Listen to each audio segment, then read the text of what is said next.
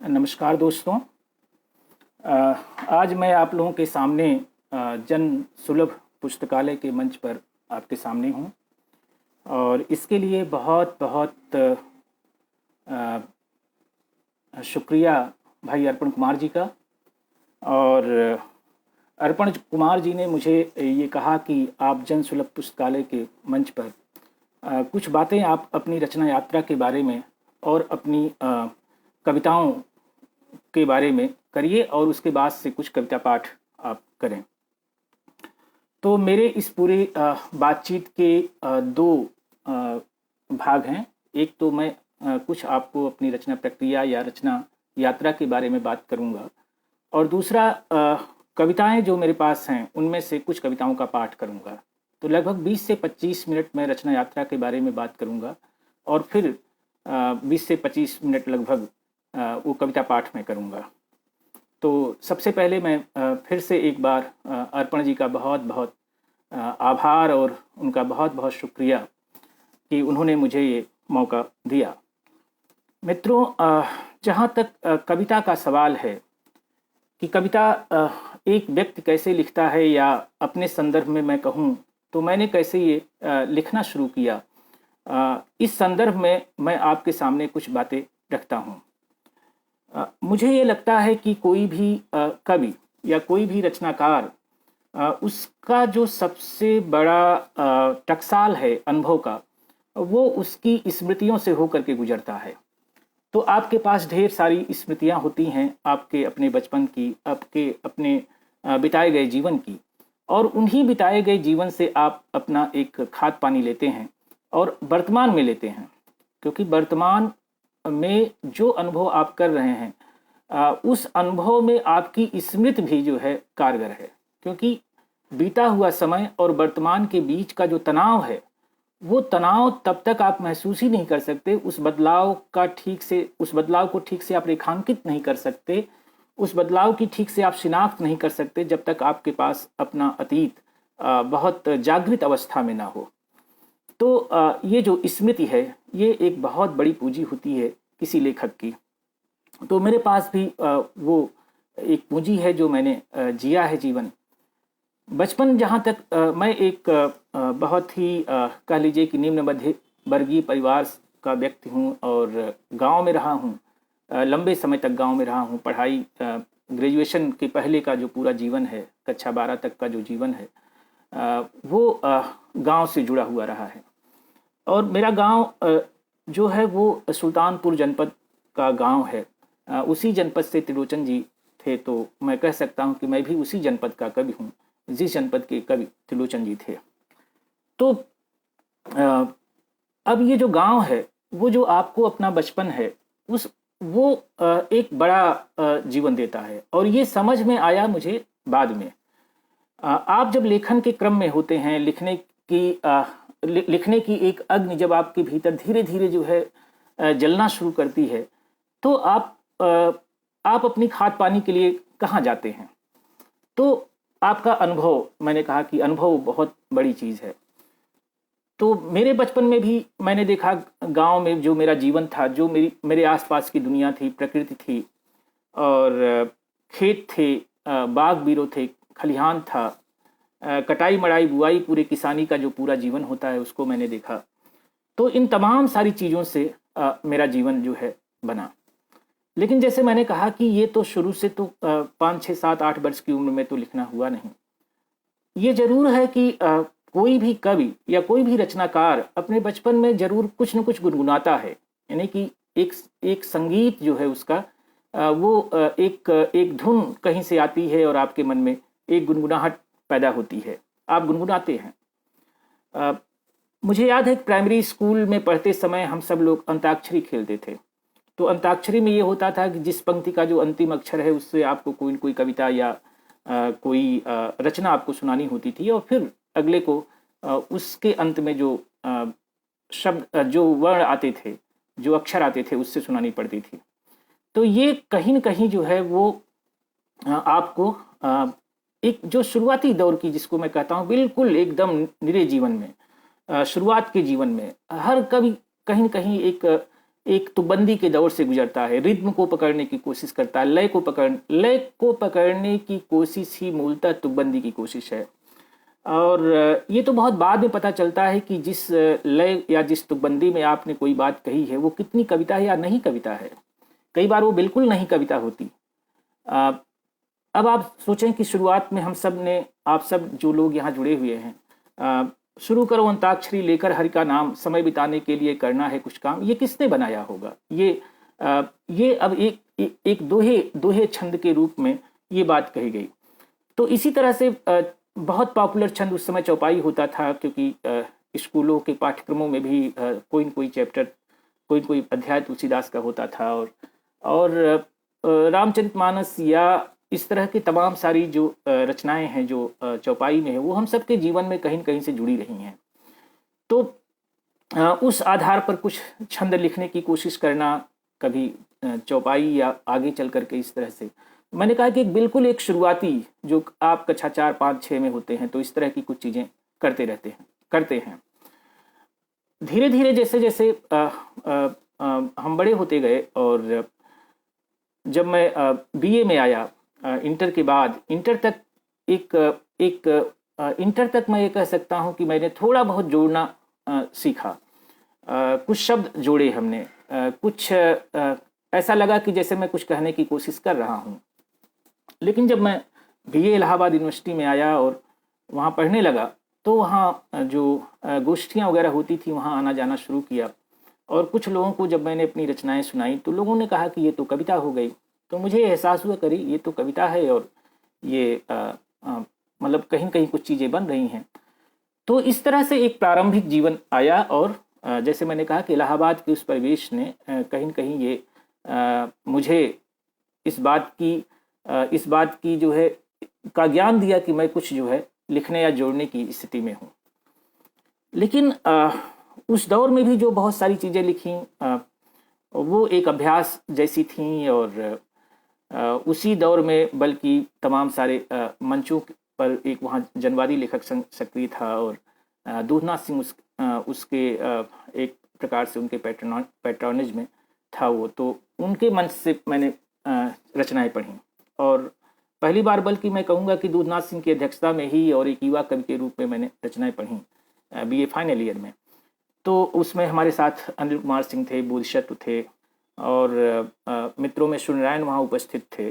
तो इस तरह से एक पूरा वातावरण बना, और धीरे धीरे ये लगा कि मैं कविताएं लिख रहा हूँ। लेकिन कविताओं को समझने का जो मैं कहूँ कि एक शऊर पैदा हुआ, या एक ये लगा कि क्या क्या चीज़ें ध्यान दी चाहिए, वो मैं जब एमए में दिल्ली आया जेएनयू से पढ़ाई करने, तो उस दौर में मैं त्रिलोचन जी से मिला। और त्रिलोचन जी को जब मैंने देखा, तो मेरा एक पूरा जो भावबोध है एक कवि का, वो बदला। क्योंकि बीए के दिनों में कहीं कहीं पाठ्यक्रम में अज्ञे की कविताएं थी, मुक्तिबोध की थी। तो अज्ञे का वो नदी के द्वीप और शेखर एक जीवनी पढ़ना, और वो एक ऐसा लगता था जैसे एक भव्य और विराट व्यक्तित्व जो है वो उनका है। तो लेकिन जब मैंने त्रिलोचन को देखा, तो मैंने कहा कि कोई कवि इतना सहज, इतना विनम्र और इतना डाउन ट्रॉडन भी हो सकता है। तो ये मेरा एक सौभाग्य था कि मैं त्रिलोचन जी से बहुत अपने जीवन की बहुत प्रारंभिक अवस्था में जुड़ा। हॉस्टल में रहता था, तो त्रिलोचन जी कई बार हॉस्टल आए, और हम लोग जेएनयू में साथ में घूमते हुए, तो वो कहते थे कि इस वनस्पति का नाम बताओ, इस पेड़ का नाम बताओ। तो कई बार होता था कि मैं नहीं बता पाता था। तो वो कहते थे कि देखो, अपने आसपास की दुनिया को जितना तुम जितना तुम नज़दीक, जितना तुम उसका सूक्ष्म रूप से उसका परिवीक्षण कर सकते हो, उसको देख सकते हो, उसका अन्वीक्षण कर सकते हो, परिवीक्षण तो नहीं कहूँगा बल्कि अन्वीक्षण कर सकते हो, उतना जो है एक रचनाकार के लिए ठीक होगा। तो उनका कहना था कि अपने आसपास जितनी भी वनस्पतियां हैं, जितने भी पेड़ पौधे हैं, जितने भी जीवन आपको दिखता है, उसमें जितने पशु पक्षी हैं, उन सब के बारे में तुम्हारी जानकारी होनी चाहिए, और उनको बहुत ध्यान से देखो। तो इसी क्रम में उन्होंने वो जो कविता है कि निराला की बड़ी मशहूर कविता है कि निराला की वो मशहूर कविता जिसमें वो कहते हैं हिंदी के सुमनों के प्रति है, या अभी न होगा मेरा अंत, अभी अभी तो आया है मेरे जीवन में मृदुल बसंत। तो ये सब निराला की बहुत सारी कविताओं में उन्होंने बताया कि वानस्पतिक चेतना है।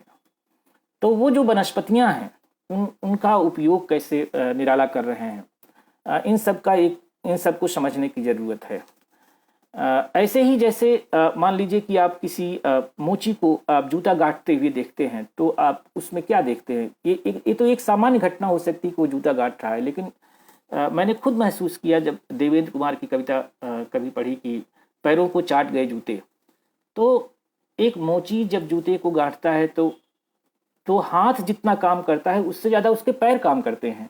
आप देखें वो पैरों से जूतों को पकड़ता है और फिर वो अपने हाथ से जो है वो उसमें धागा या उसकी सिलाई करता है।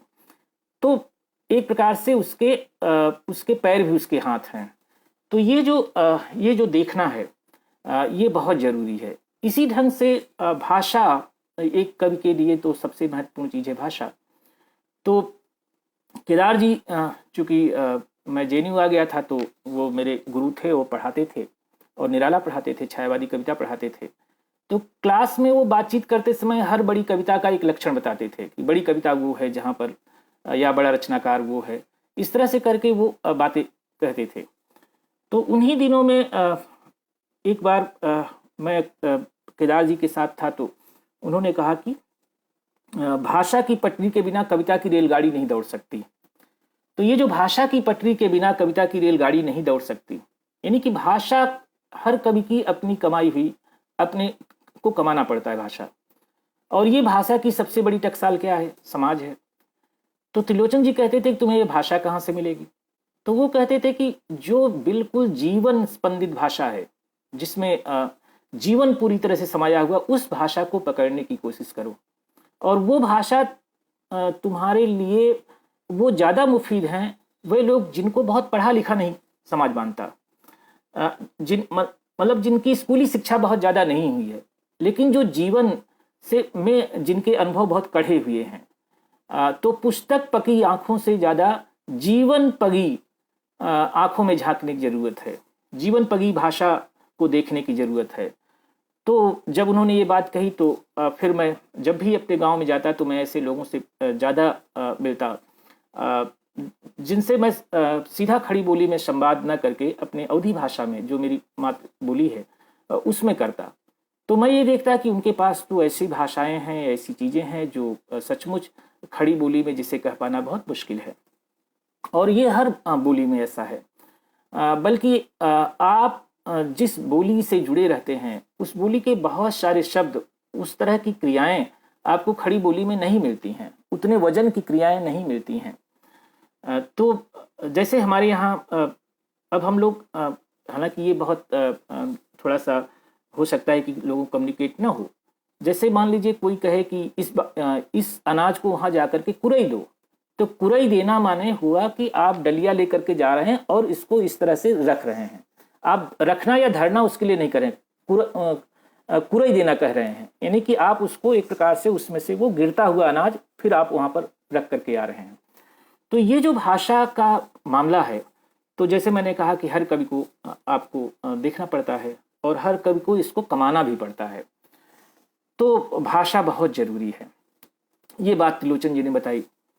और धीरे धीरे मुझे ये लगने लगा कि कभी कभी जब शुरुआती दिनों में कविता कौन सी अच्छी होती है या किसी को समझने के लिए ये लगा तो कविताएं कम, कविता पर पढ़े, उनकी कविताओं पर लिखे हुए लेख हम लोग पढ़ते थे। जैसे मान ली निराला की कोई रचना समझनी है तो हम रचना को न पढ़ करके राम की शक्ति पूजा में क्या कहा गया है या तोड़ती पत्थर में क्या कहा गया है उसके मार्फत जो आलोचना थी उसको हम पढ़ते।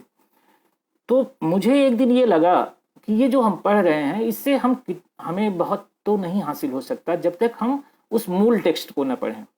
और ये बात त्रिलोचन जी ने कही कि किसी भी कवि को समझने के लिए पहले तो उसकी रचना को ही पढ़ना जरूरी है और फिर ये देखो कि उस रचना का अर्थोद्घाटन कौन कर रहा है, फिर उसके पास जाओ तो तुम्हें वो विभिन्न अर्थ जो है वो मिलेंगे। तो ये बातें कुछ प्रारंभिक दौर की जो है वो बहुत महत्वपूर्ण हैं और जिसमें मैंने कहा कि प्रारंभिक दिनों में त्रिलोचन जी का साथ या शुरू में ही केदार जी का साथ मिलना, और ये एक मेरे लिए मैंने कहा कि सौभाग्य की बात है। केदार जी से बहुत सारा समय बीता और अरावली की वो पहाड़ी जो जिस पर जेएनयू है, प्रायः शाम को हम लोग घूमते थे, साथ ही घूमते थे और घंटों घंटों की बातचीत में उन्होंने कितनी न जाने कितनी बातें उन्होंने बताई और कविता के संदर्भ में ही बताई।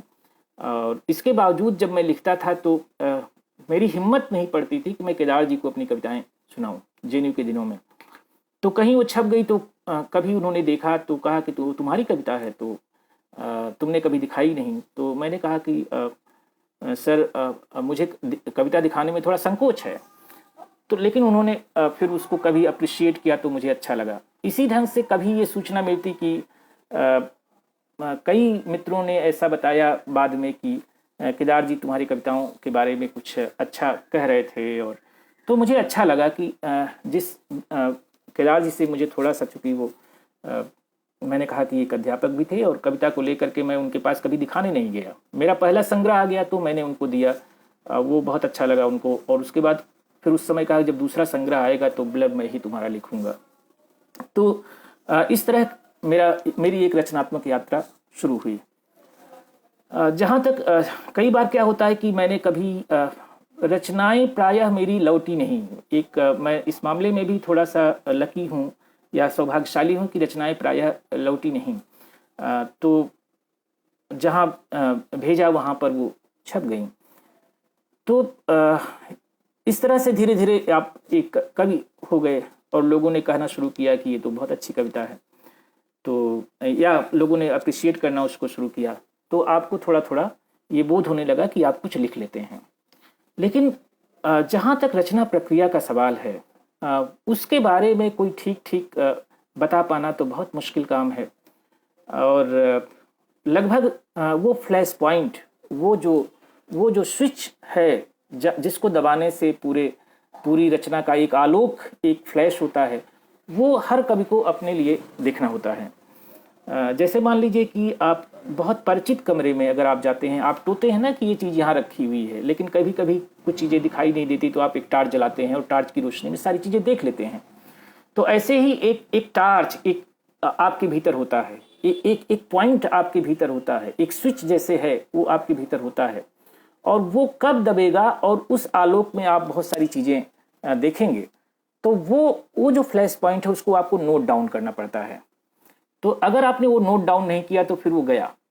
और वो फिर जैसे होता है प्रायः कि आपके भीतर कोई पंक्ति आई, आपने उसको नोट किया।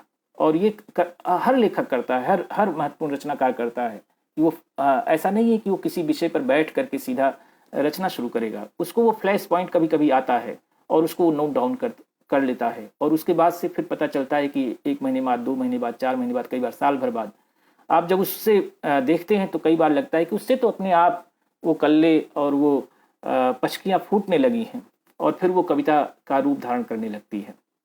तो ये एक ऐसी ही लेखन जो है, मैं मानता हूँ कि ये मेरा भी ऐसा ही है कि कभी कोई एक पंक्ति बनी और उसको मैंने नोट किया और बाद में उसी पंक्ति के सहारे फिर पूरी रचना हो गई।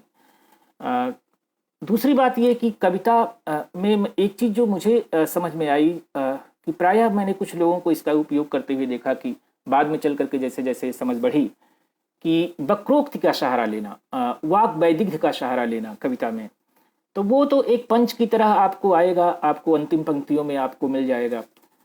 और ये वाक वैदग्ध या ये जो पंच है वो जो जितनी महत्वपूर्ण कविताएं हैं उनमें आपको कम दिखाई देगा।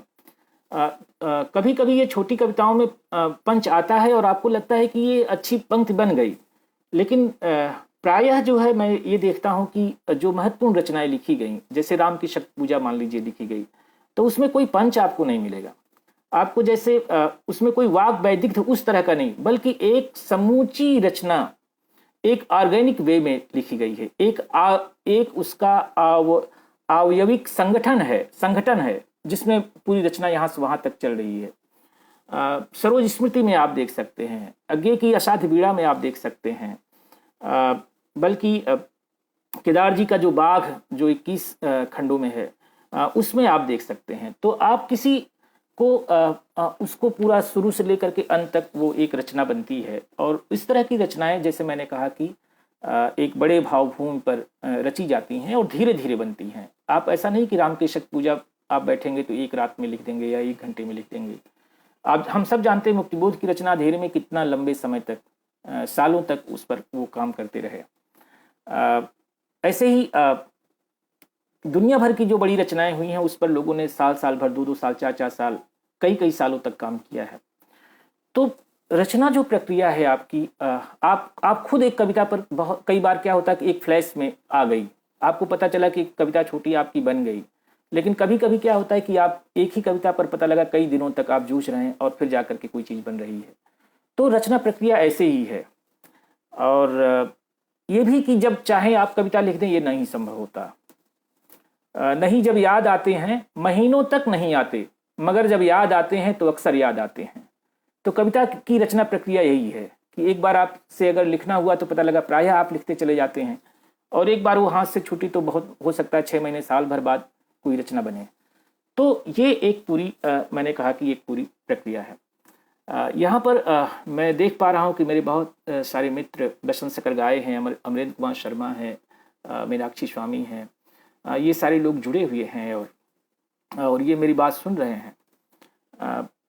प्रसंगतः मैं बताऊं कि बसंत की कविता भी मैंने देखी कि वो जो उन्होंने एक आप देखिए, देखना जिसकी बात मैं भी त्रिलोचन जी के संदर्भ में कह रहा था कि आपको बहुत सूक्ष्म रूप से किसी चीज को देखना होता है।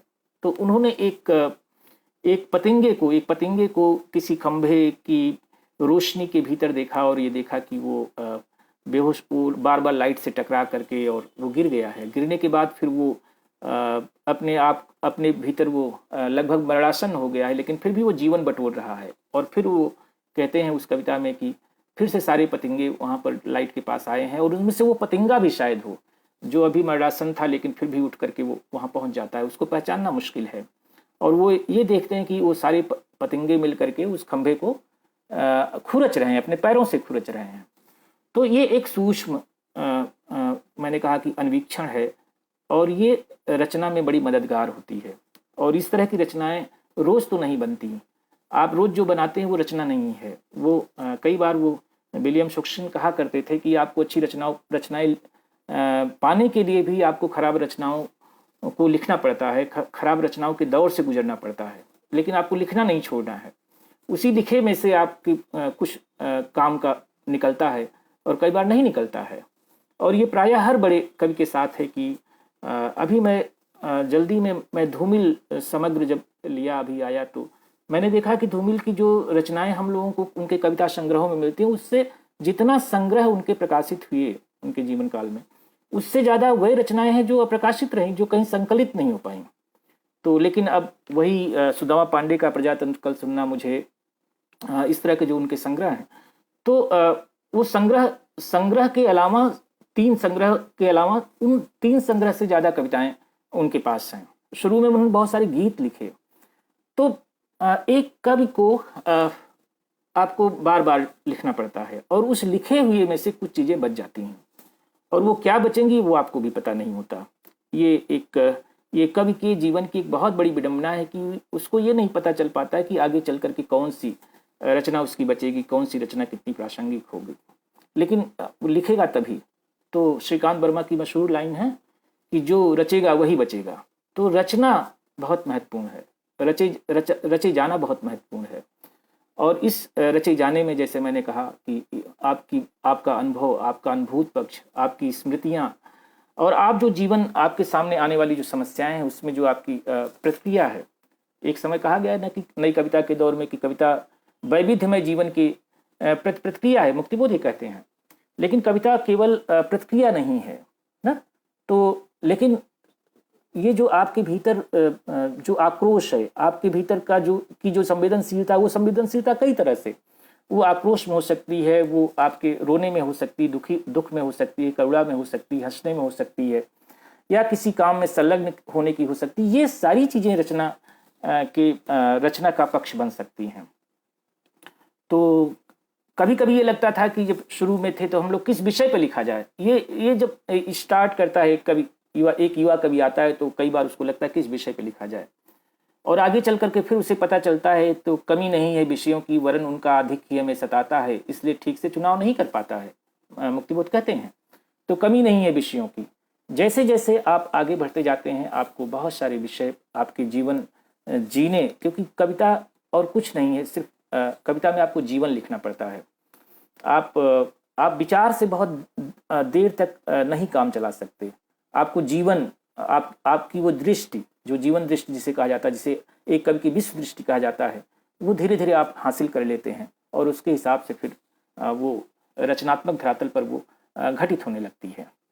तो ये एक पक्ष है और इन्हीं पक्षों के साथ मेरी कविताएं भी जुड़ी हुई हैं। और मैंने खुद, जब मेरा पहला संग्रह आया तो बीए के दिनों की, एमए के दिनों की बहुत सारी कविताएं मैंने उसमें छोड़ी, जिनका कभी कभी मैं पाठ किया करता था। जब भी मौका मिलता तो मैं उन रचनाओं को सुनाता, लेकिन जब संग्रह बनाने का समय आया तो मैंने उन रचनाओं को छोड़ा और मुझे लगा कि ये छोड़ दी जानी चाहिए। तो ये एक पक्ष है। मैं इन्हीं बातों के साथ, और मुझे लगता है कि मैं अपनी बात, चूँकि 35 हो रहा है, आधे घंटे की बातचीत हो गई है, तो मैं कुछ कविताओं की तरफ बढ़ता हूँ। लेकिन जैसे मैंने कहा कि ये जो रचना प्रक्रिया है, एक आपके भीतर एक अग्नि की तरह जलती रहती है, और अगर आप सचमुच रचनाकार हैं तो उस अग्नि में बहुत सारे जो आपके आर्ट्स हैं, जो आपके भीतर का जो आपके भीतर के जो बहुत सारी ऐठन है, जिसको मेरे मित्र अखिलेश जी कहते हैं कि आपके भीतर का जो बहुत सारा सुअरपन है, वो उस रचनात्मक अग्नि में जल करके खाक हो जाता है। तो एक रचनाकार, मैंने देखा कि आप जैसे जैसे आप भीतर से भरते जाते हैं, वैसे वैसे ही आप बहुत सहज और धीरे धीरे विनम्र होने लगते हैं। और हर बड़े रचनाकार में मैंने ये चीज़ें देखी हैं। नागार्जुन का जीवन देखा तो आप उनसे मिलिए तो कहीं नहीं लगता था कि नागार्जुन इतने बड़े पोएट हमारे हैं। त्रिलोचन जी से, रचना देखत बिसरई रचनाकार, तब रचना कई रूप होय उजियार। ये त्रिलोचन कहते हैं अपनी एक पर्वे में कि रचना का उजाला रचनाकार के उजाले से बड़ा होना चाहिए। आपकी रचना बोलनी चाहिए। आप किसी रचना को पढ़ें, फिर आपको ये लगेगा अरे ये क्या कमाल का लिखा हुआ है, किसने लिखा है, फिर आप उसकी खोज में रचनाकार तक पहुँचें, तब उस रचनाकार की सफलता है। तो ये बातें जो है वो होनी चाहिए। और यही हम लोगों का कह लीजिए कि अगर कुछ लक्ष्य है या कुछ अगर उद्देश्य हो सकता है तो इसी तरह का हो सकता है। अब अलग बात है कि आप वहाँ तक आप पहुँच पाते हैं या नहीं पहुँच पाते हैं, और आप सार्थक रचनाएं लिख पाते हैं या नहीं लिख पाते हैं। कोई ज़रूरी नहीं कि जो बहुत सफल हो बहुत सार्थक रचना दे सके। इसलिए सफलता और सार्थकता में बुनियादी अंतर है। और प्रायः एक कवि को अपनी सार्थकता को लेकर के चिंतित होना चाहिए, सफलता को लेकर के नहीं। तो इन्हीं बातों के साथ मैं अपना ये वक्तव्य जो है समाप्त करता हूँ। और आप सबको बहुत बहुत, जो लोग यहाँ जुड़े हुए उनको शुक्रिया कहता हूँ। और आपके सामने मैं अपनी कुछ कविताएं पढ़ता हूँ। मेरा पहला संग्रह से मैं कुछ कविताएं पढ़ूंगा। और एक स्त्री का रोजनामचा, ये संग्रह आया, और ये 2004 में आया था संग्रह ये। और 2004 में इस संग्रह की जो पहली कविता है वो मुझे यकीन है, ये कविता है। और मैं आपके सामने ये रख रहा हूँ।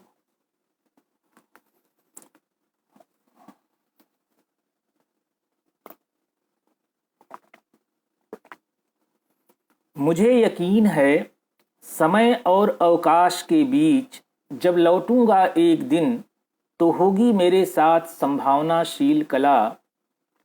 हो सकता है सफल होने की संभावनाएं हों बिल्कुल क्षीण, फिर भी डटा रहूंगा दुर्धर्ष डगर प्रवासी सा। मुझे यकीन है समय और अवकाश के बीच जब लौटूंगा एक दिन, तो होगी मेरे साथ संभावनाशील कला।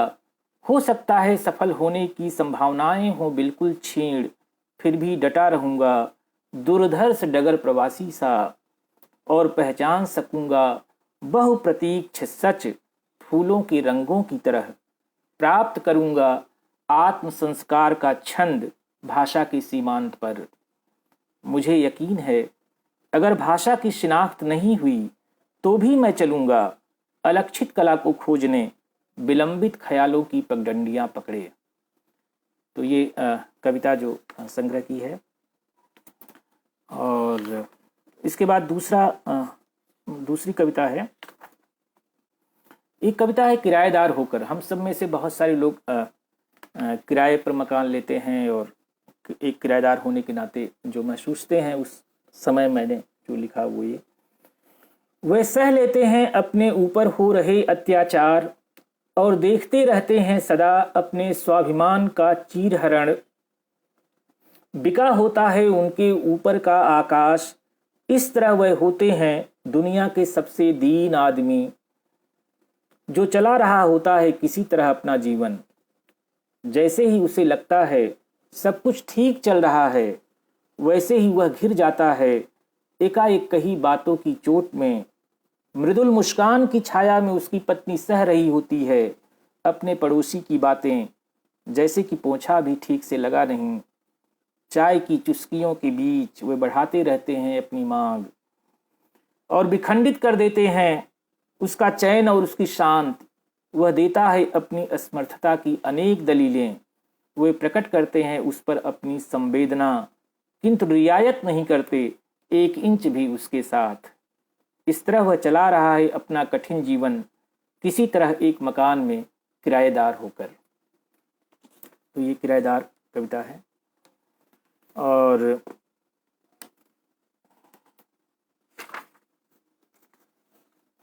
एक बहुत दिनों बाद कविता है।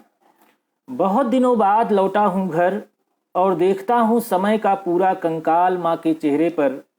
देख रहा हूँ पिता के होठों पर ठहरी मुस्कान जो उड़ रही है बहुत दिनों से कपूर की तरह।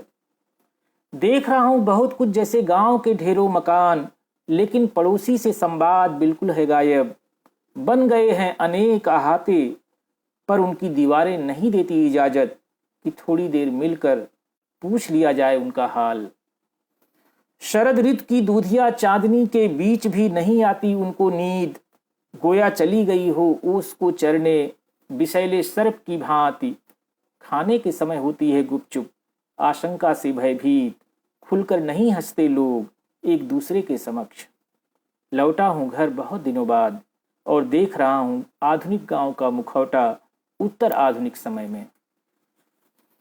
तो ये कविता है और पूनम सिंह ने लिखा कि अच्छी कविता है ये। और तो बहुत बहुत शुक्रिया आप सबका बहुत सुंदर बिंब के लिए। उन्होंने कहा एक कविता है चिट्ठी। अब आजकल तो रिवाज चिट्ठी लिखने का रहा नहीं, तो इस तरह से चिट्ठी जो विधा है हमारी वो ख़त्म ही हो गई है करीब करीब। और हमारे पास अगर कुछ चिट्ठियां पहले की बची हुई हैं तो उनको हम कितना सहेज के रखते हैं। मान लीजिए अगर आपके पास चिट्ठियां हों, केदार जी की चिट्ठी किसी के पास है, किसी के पास ज्ञान जी की चिट्ठी है, किसी के पास राजेश जी की अगर चिट्ठी है, या और भी जो लेखकों की चिट्ठियां अगर आपके पास हैं, तो आप कितना उसे सहेज के रखते होंगे। लेकिन हमारे समय में अब कोई चिट्ठियां नहीं लिखता। और एक समय ऐसा था जब हम चिट्ठियों का इंतजार करते थे और वो चिट्ठियां हमारी हमें कितना खुश कर देती थी और कितना नहीं मिलने पर हम कितना रुआसे रहते थे, कितना दुख में रहते थे। तो एक तारा टूट कर ध्रुवतारे को पार कर गया, एक छवि टूट कर पन्नों की इबारत को गीला कर गई। एक तारा टूट कर ध्रुवतारे को पार कर गया, एक छवि टूट कर पन्नों की इबारत को गीला कर गई। एक दिल टूट कर गालिब का शेर बन गया, एक चिट्ठी आकर उसका अनकहा इतिहास कह गई। एक दिल टूट कर गालिब का शेर बन गया, एक चिट्ठी आकर उसका अनकहा इतिहास कह गई। ये चिट्ठी शीर्षक कविता है। एक कविता है आँखुए। व्यक्तिगत तौर पर मुझे ये कविता एक समय में बहुत पसंद थी और अब भी है।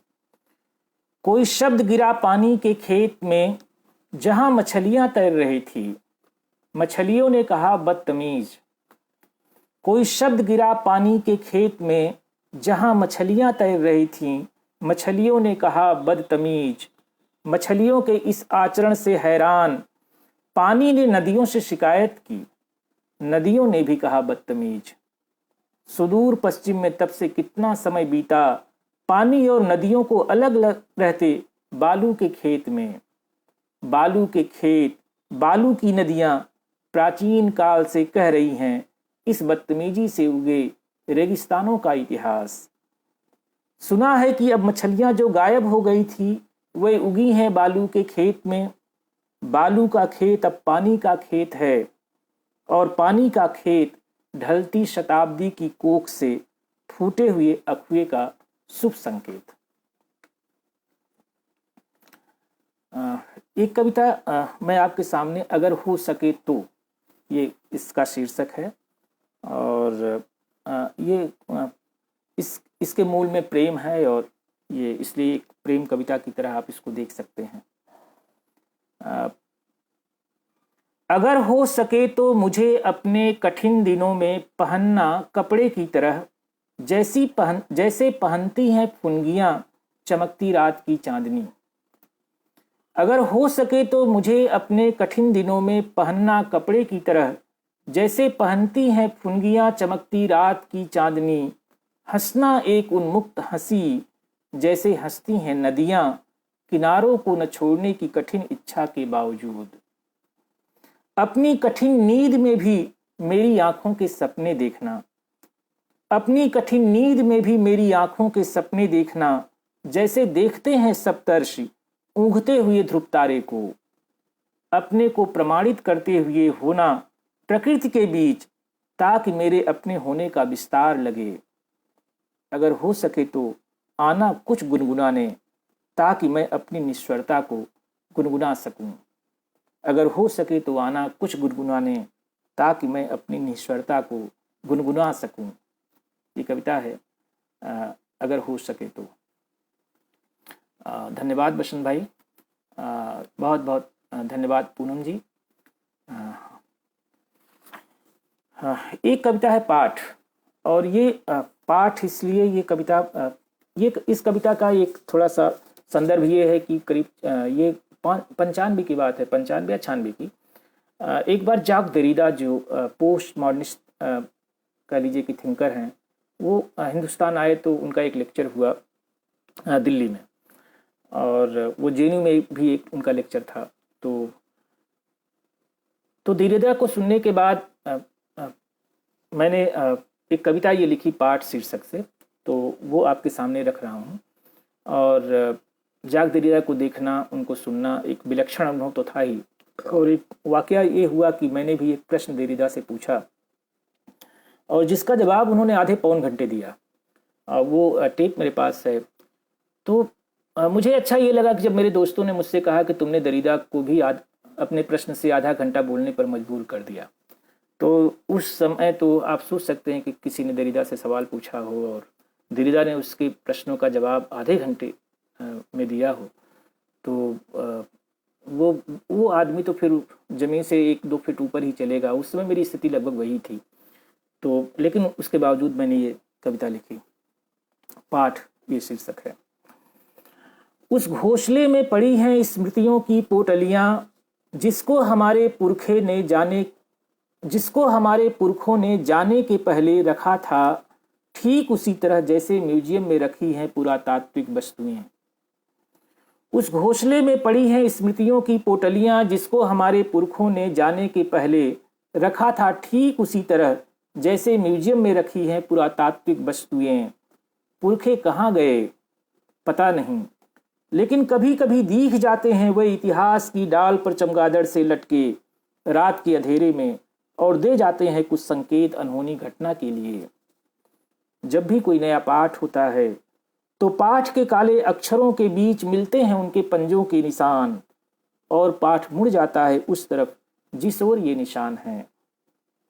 का माने कबूतर कोई कैसे कह सकता है अब, वह हो सकता है कुछ भी, जैसे कलम, कब, कविता आदि, जो क से शुरू होता हो और रखता हो कुछ अर्थ। मित्रों, यह हमारे समय की सबसे बड़ी खबर है कि पाठ जीत गया है और पुरखे हार गए हैं। मित्रों, यह हमारे समय की सबसे बड़ी खबर है कि पाठ जीत गया है और पुरखे हार गए हैं। तो ये मेरे पहले संग्रह से एक कविता और मैं इस संग्रह से आपको सुनाऊंगा, और उसके बाद एक कविता है लौटने के लिए। ये हालांकि जिस संग्रह से मैं सुना रहा हूँ आपको, मैं ये अर्पण जी ने, जब अर्पण जी को ये नहीं पता था कि मैं उन्हीं अनिल त्रिपाठी से बात कर रहा हूँ जिनके संग्रह पर मैं लिख चुका हूँ। यानी कि अर्पण कुमार ने ये जो पहला संग्रह मेरा है, एक स्त्री का रोजनामचा, इसकी एक रिव्यू लिखी थी इंडिया टुडे में। और मैं पिछले दिनों भोपाल में था, भारत भवन में था, तो या उसके बाद भी उनसे मेरी बात होती रही, तो उनको ये नहीं पता था कि एक स्त्री के रोजनामचा जो संग्रह है वो वही अनिल त्रिपाठी। तो उन्होंने कहा, करे मैं तो आप पर लिख चुका हूँ। तो मुझे ये अच्छा लगा कि मैं भी अर्पण कुमार से पहले नहीं मिला था और बातचीत भी मेरी नहीं होती थी। तो कभी कभी संयोग ऐसे बन जाते हैं। लौटने के लिए। कोई कुछ कहे उसके पहले चला जाऊंगा, साइबेरिया के पक्षी सा फिर कभी लौटने के लिए। कोई कुछ कहे उसके पहले चला जाऊंगा, साइबेरिया के पक्षी सा फिर कभी लौटने के लिए। स्मृतियों के गूंगेपन में भी सुनूंगा कुछ स्वर, बावजूद जाने के कहे हुए पर हंसूंगा ठीक उसी तरह जैसे जीवन में हंसा था पहली बार। बटोरूंगा कुछ क्षण जैसे प्रेमिका की डांट, पत्नी का पहला स्पर्श और अपने प्रिय कवियों की सुनी हुई कविता, ठीक वैसे जैसे समेटता है कोई यात्रा के पूर्व अपना सामान। बटोरूंगा कुछ क्षण जैसे प्रेमिका की डांट, पत्नी का पहला स्पर्श और अपने प्रिय कवियों की सुनी हुई कविता, ठीक वैसे जैसे समेटता है कोई यात्रा के पूर्व अपना सामान। सच एक दिन धूप को पहनकर, सच एक दिन धूप को पहनकर चला जाऊंगा रचने एक आदिम बिंब, मान अपमान को खूंटी पर टांग जाड़े की रात में। सच एक दिन धूप को पहनकर चला जाऊंगा रचने एक आदिम बिंब, मान अपमान को खूंटी पर टांग जाड़े की रात में।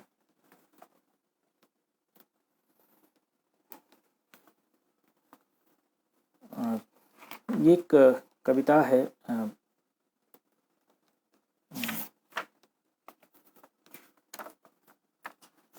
एक स्त्री का रोजनामचा, जो इस शीर्षक की कविता है, और तो वो मैं आपके सामने रख देता हूं।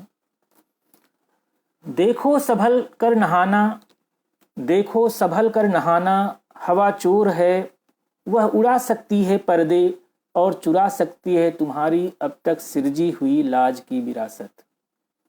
देखो संभल कर नहाना, हवा चोर है, वह उड़ा सकती है पर्दे और चुरा सकती है तुम्हारी अब तक की सिरजी हुई लाज की विरासत। लगा लो जल्दी जल्दी झाड़ू और पोछा कि कहीं कोई आ न जाए और तुम्हारे एक कमरे की तख्ती पर पहला ही हर्फ देर से लिखा जाए। अभी सो रहा है तुम्हारा बच्चा, इसलिए निपटा लो कुछ काम ताकि बिना चिड़चिड़ाए दे सको उसे दूध और बिस्कुट। देखो जल्दी करो, अभी धुलने हैं कपड़े, जबकि तुम्हारी उंगलियां सूखे पापड़ की तरह भरी है चकत्तों से। वो तुम्हारा आलसी पति अखबार की एक एक सतर को लगा है जज्ब करने में और कुछ देर बाद कहेगा उसे देर हो रही ऑफिस जाने में। कुछ करो, करो कुछ करो, कुछ नहीं तो सेंक दो दो चार रोटियां, बना दो कोई भी सब्जी या फिर वही रोज की दाल। हाँ एक बात और, कभी मत भूलना अलविदा करना अपने वर्तमान को और हिलाने के लिए उठाना हवा में अपना हाथ, भले ही वह प्रतीत हो महज हवा में टंगा सा। कहो किस तरह लगता है तुम्हें इस तरह का रोजनामचा, कहो किस तरह लगता है तुम्हें इस तरह का रोजनामचा। सच सच बताना तुम्हारी आंखों के नीचे गहरा काला क्यों है। तो ये कुछ कविताएं हैं, और अभी मुझे लगता है कि मैं अभी कुछ देर और का पाठ हो सकता है, कम से कम 3 से 4 कविताएं और आप लोग सुन सकते हैं। तो एक कविता है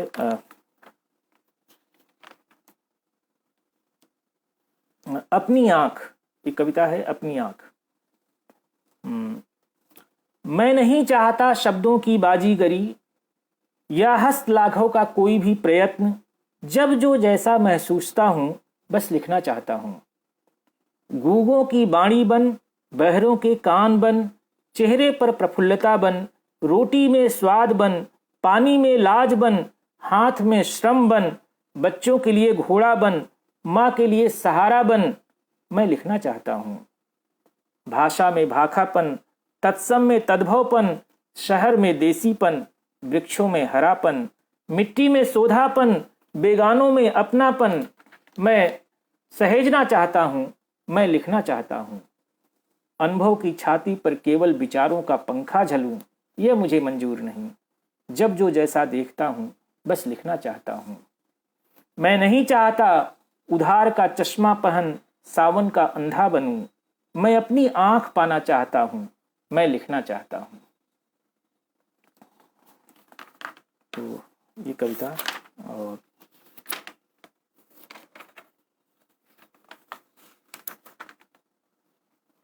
एक कविता जिसकी पंक्तियां आप लोगों ने यहाँ पर जो उजाड़ एक कविता है मेरी, तो वो कविता मैं आपके सामने रखता हूँ। उफ यह जेठ की गर्मी, उत्तर पेड़ों का समय, सभ्यता तो प्रकृति की इतनी जानी दुश्मन कभी नहीं थी। ऐसे में अतीत वर्तमान को ठेलता सरक आया है पास। लहर दर लहर स्मृतियां सवार है नाजुक पंखों पर, जैसे कोई पुरानी पालों वाली नाव हवा के इशारों पर चलती है आहिस्ता आहिस्ता। याद है जैसे जैसे चढ़ती थी दोपहर, दूर खेतों में दिखाई देता घाम बहते हुए पानी के मानिंद। तब पेड़ों पर ही हमारा सबसे अधिक भरोसा होता। बड़े बुजुर्ग चरखी हाथ में ले काटते सुतली बनाते बाध, किसी बाग में साथ में होता लोटा और डोरी, प्यास और पानी की दूरी को पाटता।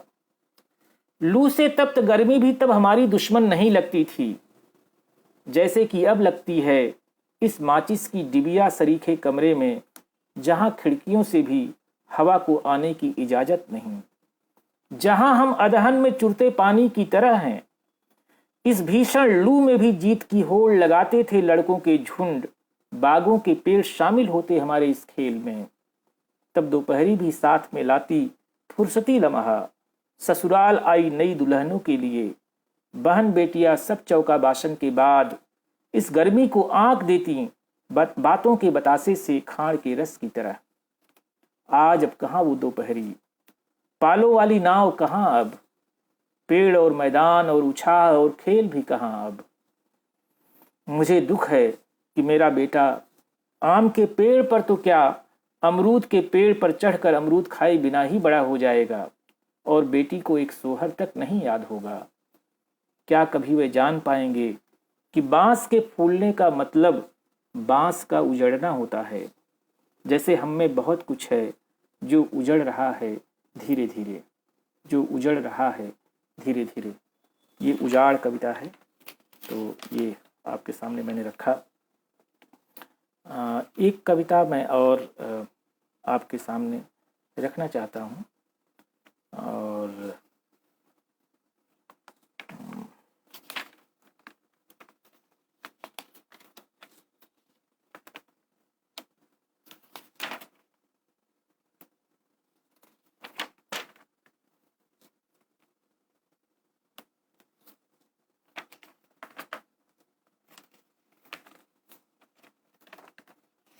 एक कविता है पिता एक इंजार का नाम है। ये प्रायः आप लोग हम सब उसी पीड़ा से गुजरते हैं कि हम लोग आ जाते हैं शहर में नौकरी की तलाश में, और गांव में माँ और पिता रह जाते हैं, और वो हमारा इंतजार करते हैं कि वो आएगा और बार बार आएगा। तो ऐसे ही एक कविता है, पिता एक इंतजार का नाम है। पिता इंतजार में है कि वह इस बार आएगा जरूर। इस बार दियों में बढ़ेगी रोशनी, उदास सांझ में फूटेगी बच्चों की हंसी। पिता इंतजार में है कि इस बार वह आएगा जरूर।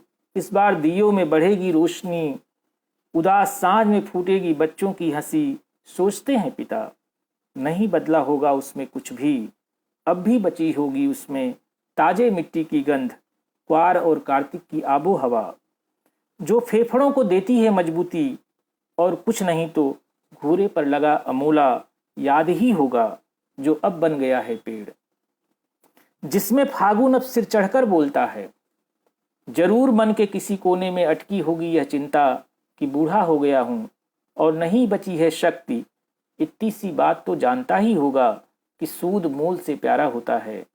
आखिर गांव में रहा है वह, दरस परस का समय है यह, वह जरूर आएगा सोचते हैं पिता। और मैं बेहद परेशान और डरा हुआ कि आखिर क्यों पिता एक इंतजार का नाम है। तो मुझे लगता है कि ये काव्य पाठ यहीं हमको समाप्त करना चाहिए। और आप लोगों को मैंने बहुत सारी कविताएं सुनाई, और मेरे मित्रों में मैं देख रहा हूँ कि विशाल जी हैं। विशाल ने अचानक कुछ नहीं होता पर बहुत खूबसूरत एक लेख लिखा था। हम अर्पण सुन ही रहे हैं, और विशाल हैं, बसंत सकर गाए हैं, पूनम हैं, अमरेश शर्मा हैं, ये बहुत सारे मित्र यहाँ पर जुड़े। आप सब लोगों ने मुझे धैर्य से सुना। आप सब लोगों का बहुत बहुत शुक्रिया, बहुत बहुत आभार। एक बार फिर अंत में मैं अर्पण जी को अपनी तरफ से बहुत आभार व्यक्त करता हूँ कि उन्होंने मुझे जनसुलभ पुस्तकालय के मंच पर आमंत्रित किया और मुझे अपनी कविता सुनाने का अवसर दिया। तो धन्यवाद अर्पण जी, धन्यवाद। आप सबको नमस्कार, प्रणाम।